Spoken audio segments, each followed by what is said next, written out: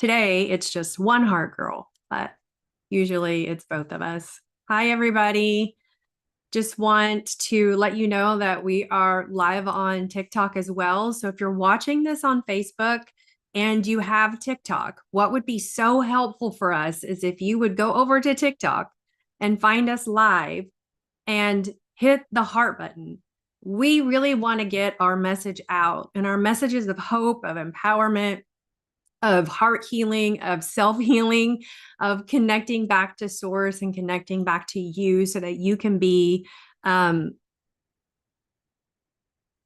sorry, people want to be a co-host, but that's not going to happen today. So, anyway, so today I have a great topic that I'm so excited to talk about. But real quick, if you're watching on Facebook or YouTube and you have TikTok, if you'll go over to TikTok and just hit that heart button, that helps us get out into the algorithm so other people see us, and we're also, we get our message out, and that's really what's important. I'm not selling anything today. Today is all about just being empowered and just really want to bring a message to the world that your heart matters. And sometimes we can, get into these places where we think it doesn't, or we're afraid to even connect with it. And today, my topic is going to be something that I think a lot of us will find ourselves on either one side or the other of this conversation. And so today, I'm talking about how everyone wants to be how everyone wants to be understood, but not many people want to admit that maybe they misheard. And this hits really deeply home for me. And so I'll be sharing some of my personal testimony and stories. And so I just want to invite everybody to move from reactivity to responsibility, to defensiveness to connection. Let's remember that when we're in relationship with people and we have these conversations, that it's always most important for connection. And the way that we do that oftentimes is taking responsibility for our side of the conversation or our side of the situation. And that's what we're going to talk about today. So we all want to be misunderstood.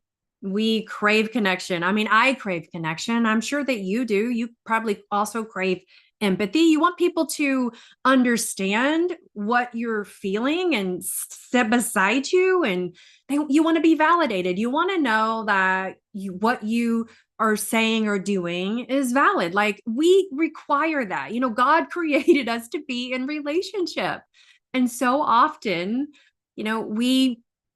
because we're not aware of the heart and the things that are in the heart, we push people away or we create division, when really, when we clear the things out of us that are creating these mishaps with other people, we're able to truly be present and truly see people for who they are and be seen. I mean, so many of us are afraid to be seen. So when I'm talking about everybody wants to be understood, but nobody wants to admit they misheard, oftentimes when there's a conversation and maybe in that moment, some word or maybe even the way that they said it hit you in a way that caused you to immediately take notice of it. Maybe you even get defensive because of, somebody's tone.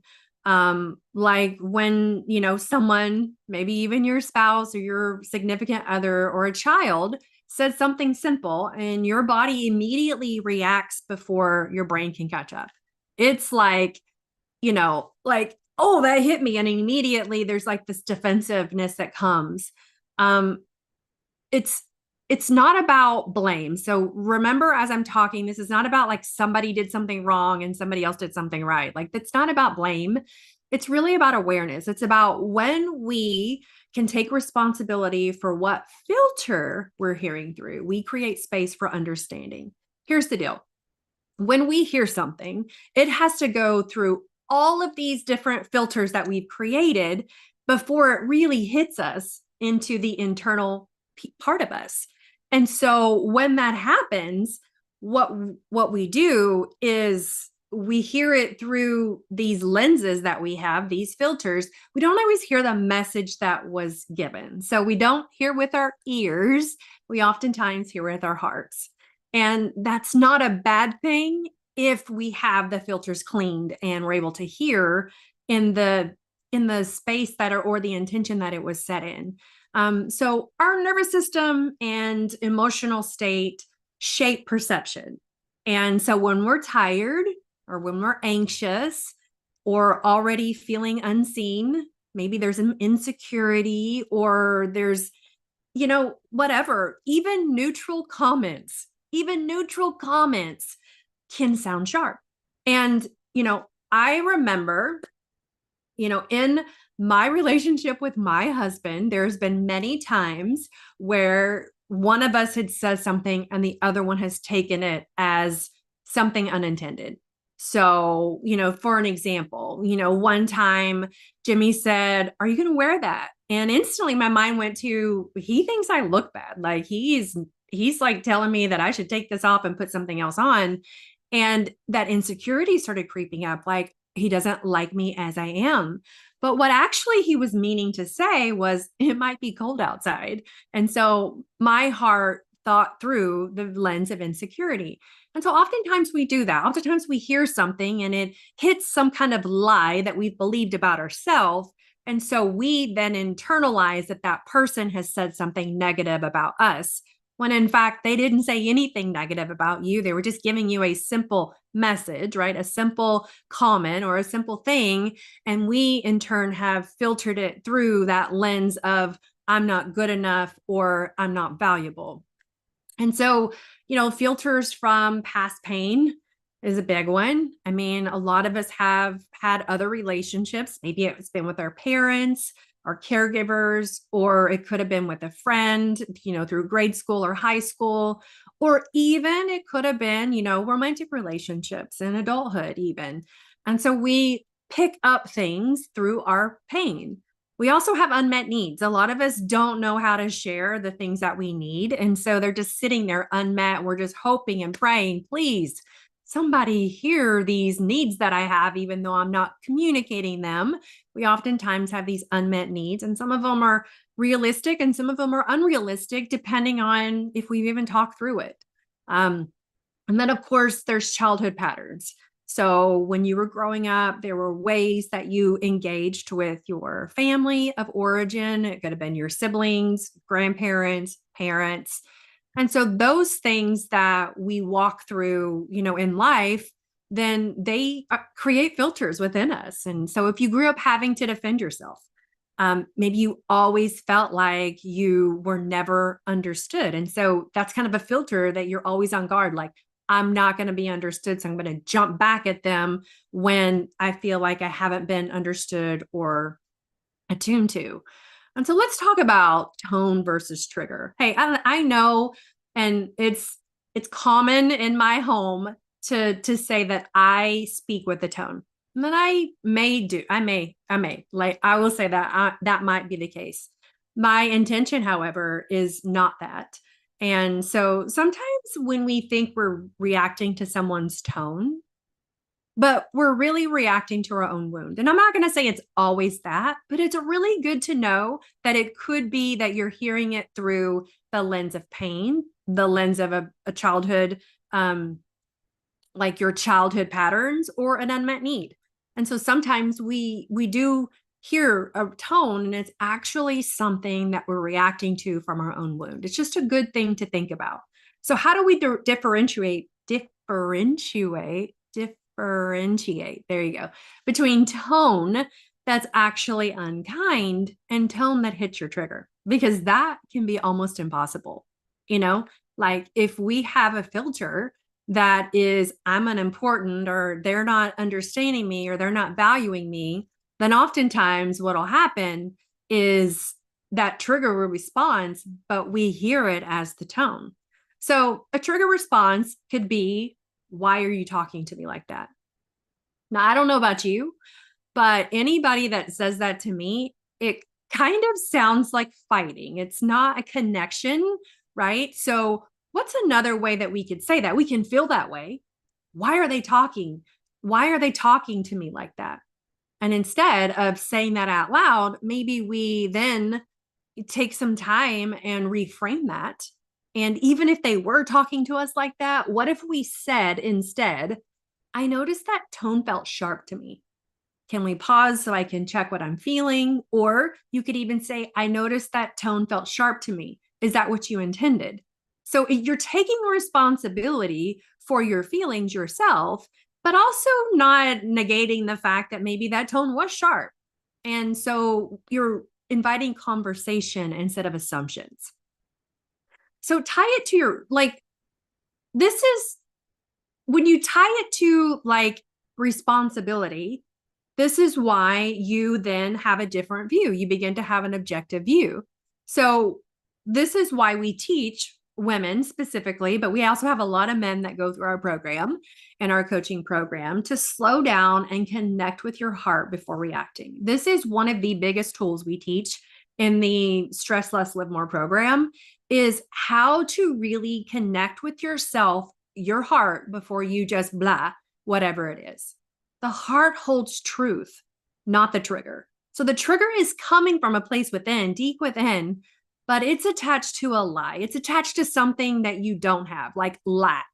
And instead of attaching, like working, what am I trying to say? Instead of reacting through the trigger, what if we took time to really connect it with our heart that holds truth and we're able to really engage with, that person on a more heart connection level?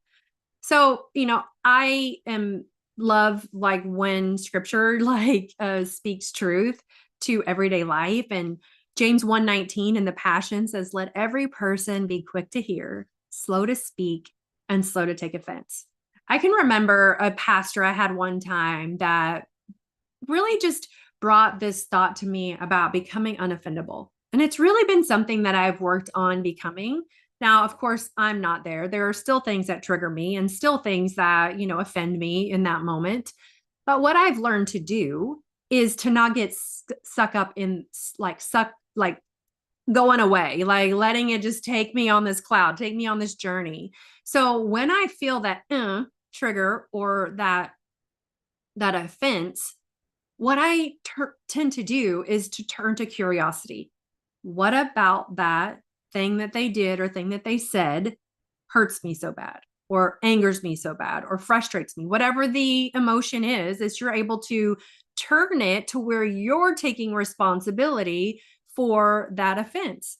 Because that person, even if they meant to offend me, I am giving them so much power by letting them be the reason I'm offended. So I've decided to turn that curiosity and defensive and not be defensive. So how does curiosity build connection? It's really one of the greatest things about curiosity is that it draws you to something, because when you're curious about someone, even as a life coach, one of the best techniques and things that you use in life coaching is being curious and asking questions and really getting them to explain things about how they think, feel, and act. And so you can simply, say something like, what did you mean by that? And that's one of the other tools that's really cool whenever someone's trying to like embarrass you or offend you in public in front of a group of people. You can simply push it back on them and have them say it again. Like, can you repeat that? Because I'm not sure I heard you the first time. Or what did you mean by that? So that, so that you can really get them to say what it is that they're trying to say, or help me understand instead of you always make me feel. So it's really taking ownership and using those me, I statements instead of you statements. Those are always going to be really big to help you not only keep the connection, but truly understand what is said there. Because the truth is, usually these, disruptions happen with people that you're closest to. And they're not people that you want to have strife with. They're people that you really want to connect with. So when you're grounded in your body, You can always pause before assuming. Now, sometimes it's really hard to be grounded in your body when all of a sudden that flush, that feeling comes up and anger hits you and you are just raring to, be defensive. I get that. But practicing grounding regularly, like when you're not in a high emotional state, will help you get back into that like calmness, connection to your body when you are feeling that rush of emotion, because you can simply close your eyes and you can remember that state of being grounded. So on my Instagram, my personal Instagram, I am constantly grounding and practicing that and helping my body understand what peace and calm feels like so that I can remember it whenever there is this rush of emotion so I can get back to me. And so that's just a little hack that I'll give you right there. Another thing is, to bring your heart into a place of connection. You can connect with the God inside of you. You can ask God, what part of me is reacting right now? So you can begin to engage the source that's within. And that is so helpful because if you will ask that question and pause, you're going to get an answer. You may think it's you, and that's okay. You can think it's you, but you're going to get an answer. And then you can ask, is this about the present moment or an old wound being poked?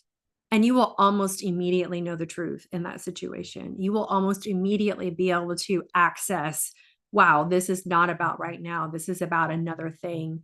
And you'll feel that emotion because it's familiar. It's something that you have taught yourself to be offended about. That was a way to protect yourself. Like when you felt that, as a young child or a younger person, you would run away from the situation. It was a way for you to protect yourself. So when we are able to really reframe it from misheard to understood, we change so much within ourselves and so much within our relationships. A quote I love is, you can't control how others speak, but you can take responsibility for how you hear. And that is so powerful. It's like becoming that unoffendable. And when we have this mindset where we are no longer the victim and we're more of the victor, then we change the perception that we're looking through. And it's amazing how almost everything in our life changes. So, just thinking about, like, to just kind of tie this up in a pretty bow, it's no longer about fixing the other person. It's about healing the words touched in me.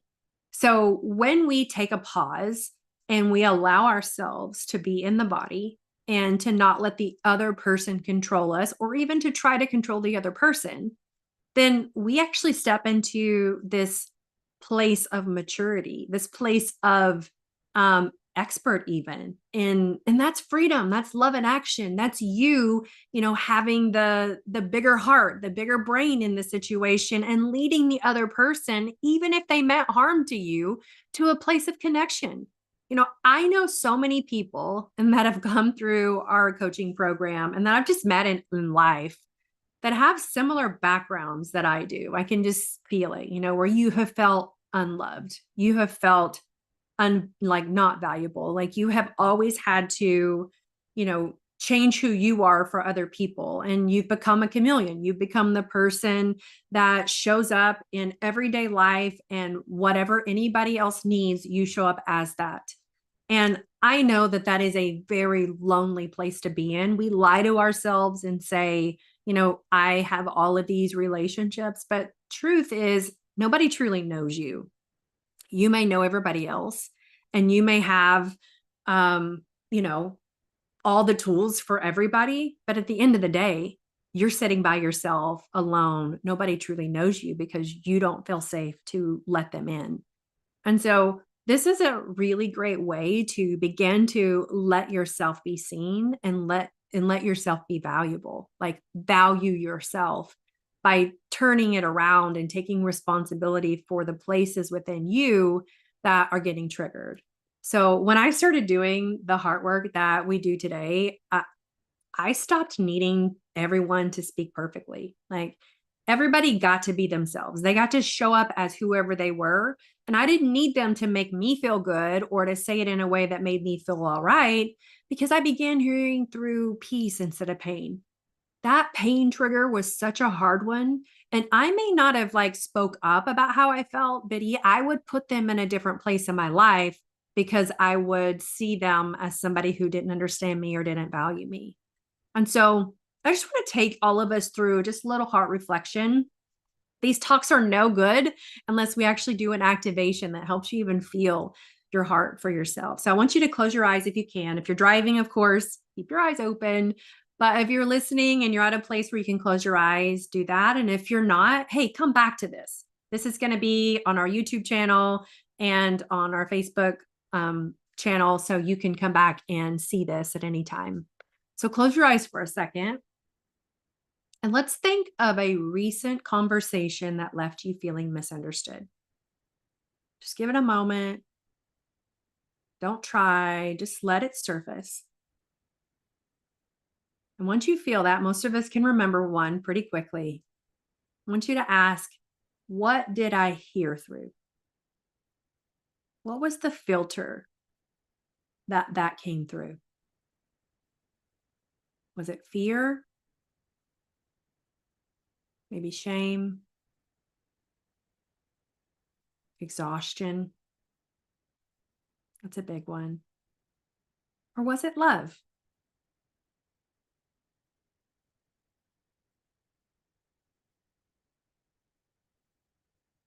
And we're going to ask the God of your understanding, whomever that is, however you engage with the creator of the world, and just ask God to show you where you've been quick to defend yourself instead of understand.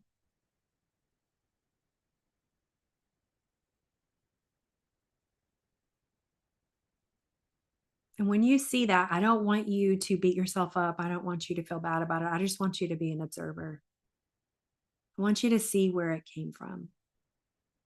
Because when we begin to understand our reactions, then we can begin to do the thing that you're going to also ask God for. And that's to help you hear through love again. Help you to be raised up, elevated, to see through that objective view, that objective lens where you can see the whole picture.